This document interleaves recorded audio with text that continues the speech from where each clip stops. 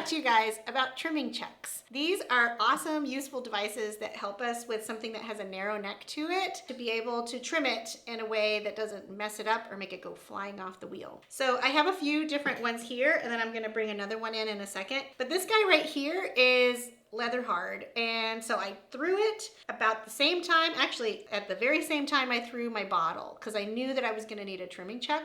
And to be perfectly honest, the leather hard ones are my favorite ones to use. The reason why it's my favorite is because I don't have to use clay to secure it, because the clay itself grips to itself. Whereas in my studio though, because a lot of times both students, they maybe have never made a trimming chuck, and how many times have you been in the studio and you make a bottle and you're like, crap, I forgot about how I'm gonna trim this baby. So I have a bunch of bisque fired trimming chucks that we go ahead and use. So this one is a smaller one. You can tell this one is for something that has like a wide body, but the neck of it is pretty short. So the shorter you can use of a trimming chuck, the better, because the higher that it is, the harder it is to sort of keep it stable. When you're lower down to the wheel, that center of gravity is just more convenient. But if we have a long neck, then you need a taller trimming chuck. Another option, this guy right here is tall and narrow. So now in the studio, sometimes people want to use it this way, and to be perfectly honest, you can use it this way. This one I trimmed and bisque fired, but it's gonna be weightier right here because I keep the clay a little bit on the thicker side so that it holds tight to the wheel. So I tend to pretty much just make my trimming chucks to be used in one direction. I think I made this one to make a lamp, and this one right here was, you know, for a coil pot or something like that I made.